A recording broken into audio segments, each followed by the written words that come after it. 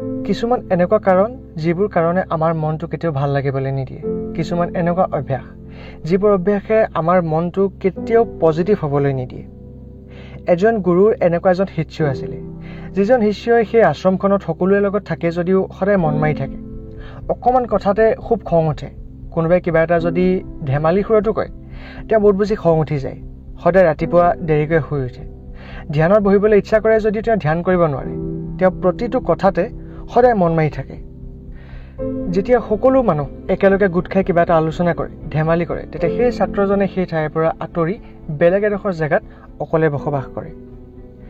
আশ্ৰমখনৰ কোনো এটা কামত তেওঁ কেতিয়াও হেল্প কৰিব নিবিচাৰে, কাৰণ হৈ গ'ল তেওঁ কোনো কামত কেতিয়াও মন নবহে। সদায় বেলেগ এডোখৰ জেগাত অকলে বহি থাকে আৰু মনত যিকোনো ধৰণৰ চিন্তা ভাৱনা অহা দেখিবলৈ পোৱা যায়। যাৰ বাবে সেই ছাত্ৰজনৰ মনত সুখ নাছিলে। কোনো ছাত্ৰই তেওঁৰ লগত থাকিব নিবিচাৰে, কথা পাতিব নিবিচাৰে। সকলোৱে তেওঁক প্ৰায় এৰিয়ে দিছিলে। আৰু এই কথাখিনি সেই আশ্ৰমখনৰ গুৰুজনেও ন'টিছ কৰি আছিলে। তেওঁ বুজি পাইছিলে সেই ছাত্ৰজনৰ আচলতে মনত কি হৈ আছে, কিন্তু তেওঁ অপেক্ষা কৰিছিলে এটা নিৰ্দিষ্ট সময়লৈ। কাৰণ গুৰুৱে অপেক্ষা কৰিছিলে সেই দিনটোলৈ, যিটো দিনত সেই শিষ্যজনে নিজে নিজৰ সমস্যাৰ কথা বুজি পাব আৰু গুৰুৰ ওচৰলৈ আহি তাৰ সমাধান বিচাৰিব। আৰু অতি সোনকালে সেই দিনটো ঘূৰি আহিল, যিটো দিনত সেই শিষ্যজনে ৰিয়েলাইজ কৰিলে তেওঁৰ মনটো সদায় বেয়া লাগি থাকে।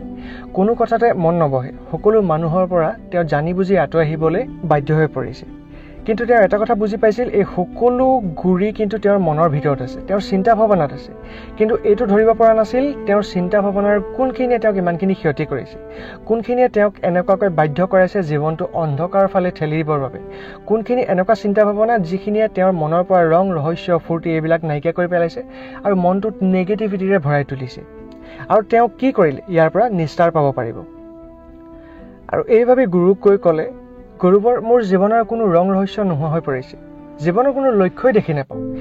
যেতিয়াই ভালকৈ চাবলৈ লক্ষ্য কৰোঁ, যেতিয়াই খুব ভালকৈ দৃষ্টি দিওঁ, তেতিয়া দেখা পাওঁ মোৰ জীৱনটো সঁচাকৈয়ে লক্ষ্যহীন হৈ পৰিছে। কোনো লক্ষ্য নোহোৱাকৈ জীৱনটো গতি কৰিছে। আৰু এনেকৈ গৈ থাকিলে মানুহে কেতিয়াও জীৱনত সুখী হ'ব নোৱাৰে, কেতিয়াও একো এচিভ কৰিব নোৱাৰে। তেওঁতো এইটো আশাতে ৰৈ আছিলে কোনদিনা সেই শিষ্যজনে তেওঁক এই কথাখিনি সুধিব আৰু ইয়াৰ উত্তৰ তেওঁ দিব। মানুহৰ মনটো তেনেকুৱা বহুতো ধৰণৰ কথা থাকে। মানুহৰ মনটোৱে বিভিন্ন ৰূপ ধাৰণ কৰিব পাৰে, কিন্তু তাৰ ভিতৰত এনেকুৱা কেইটামান অভ্যাস যিকেইটা যদি আমাৰ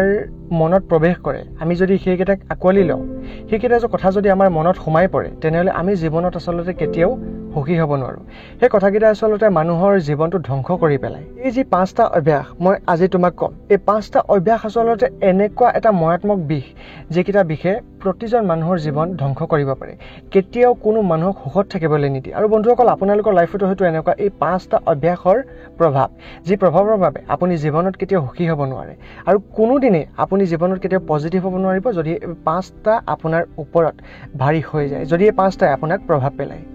ইয়াৰে 1 নম্বৰ যিটো বেয়া অভ্যাস, সেইটো হৈ গ'ল জোখতকৈ বেছি চিন্তা কৰা।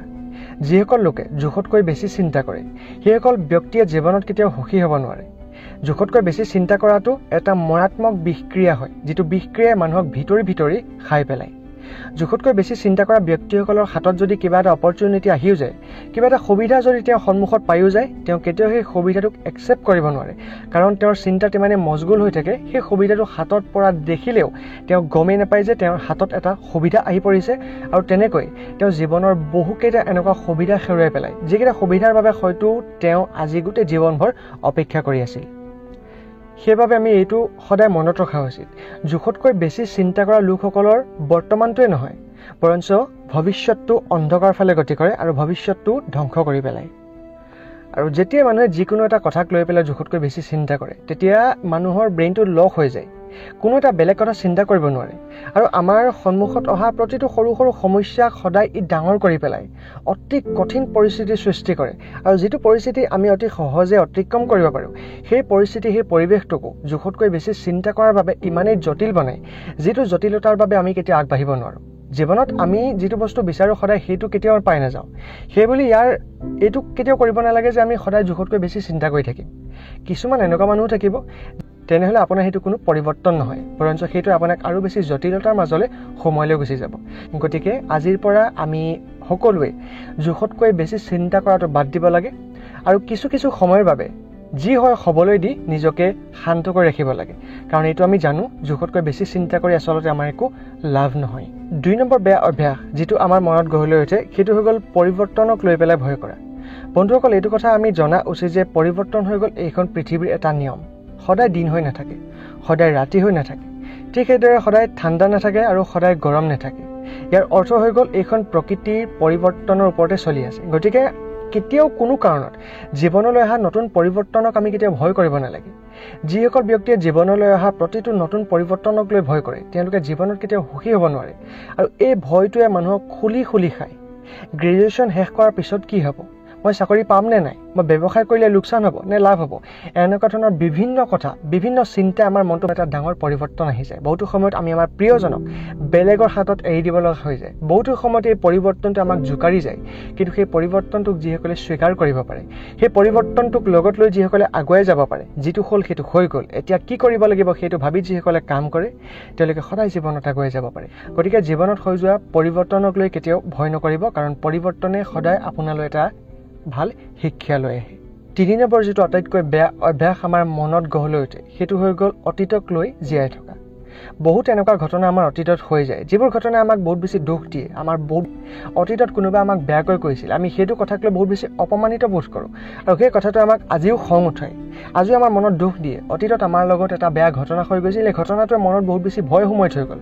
অতীতত এটা বহুতেই বেছি দুখ লগা ঘটনা হৈ গ'ল যিটো আজিও আমাৰ মনত দুখ দি থৈ আছে কিন্তু এই অতীতৰ ঘটনাবোৰক লৈ যদি আপুনি জোখতকৈ বেছি চিন্তা কৰি থাকে তেনেহ'লে বৰ্তমান সময়টো আপুনি কেতিয়াও ভালকৈ কাম কৰিব নোৱাৰে বৰ্তমান সময়টো আপুনি কেতিয়াও এনজয় কৰিব নোৱাৰে আৰু যিসকলে বৰ্তমানটোক দেখা নাপায় যিসকলে বৰ্তমানটো অতীতৰ বাবে ধ্বংস কৰি আছে সেইসকলে এইটো কথা জনা উচিত আপোনালোকৰ ভৱিষ্যতটো ধ্বংস হৈ আছে কাৰণ অতীতত আপুনি যি কৰি থৈ আহিলে তাৰ ফলটো আজি আপুনি বৰ্তমানত লাভ কৰি আছে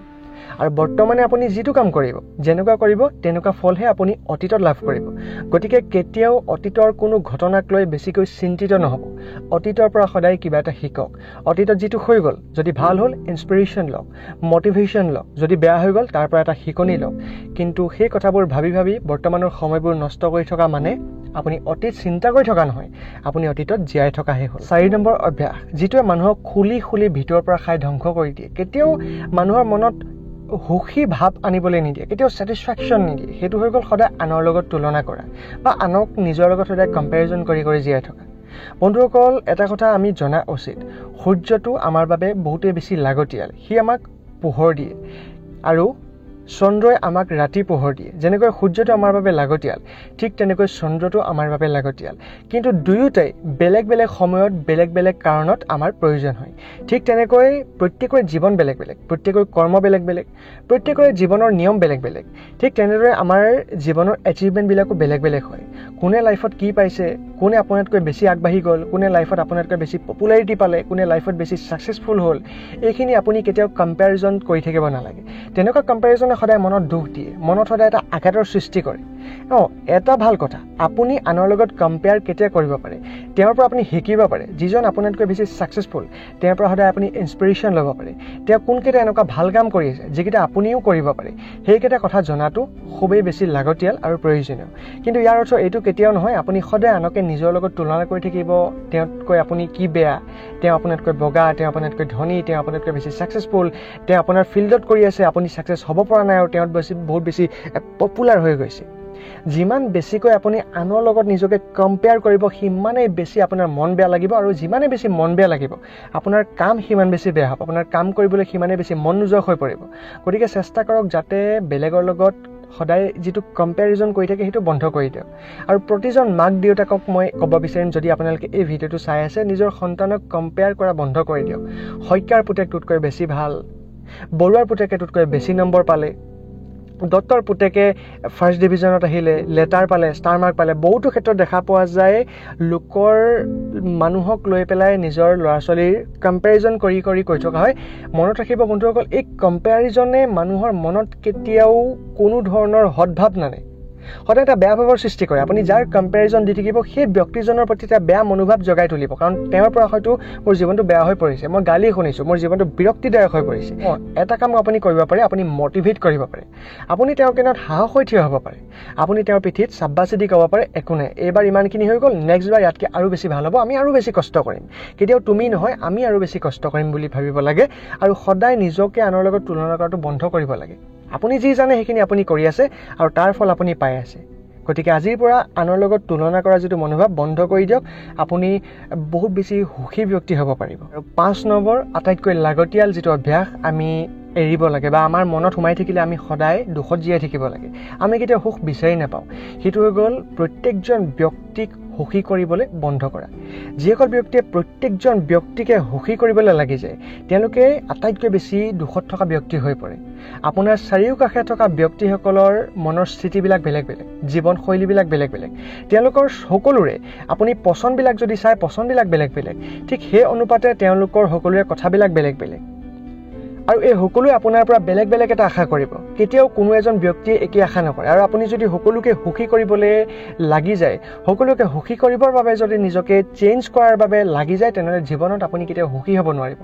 গতিকে মই এইটো কেতিয়াও নকওঁ যে আপুনি আনৰ বাবে নিজকে চেঞ্জ কৰক কিন্তু এইটো কেতিয়াও নহয় যে আপুনি সেই বুলি যাকে মন যায় তাকে অপমান কৰিব যি মন যায় সেইটোৱে কৰিব আপোনাৰ মনলৈ যিটো আহিছে সেইটোকে কৰি দিব আপুনি বিনা কাৰণত বিনা স্বাৰ্থত কেতিয়াও কোনো কাৰণ মানুহক কেতিয়াও অপমান নকৰিব দুখ নিদিব কিন্তু ইয়াৰ অৰ্থ এইটো নহয় যে আপুনি সদায় আনৰ মতে চলিব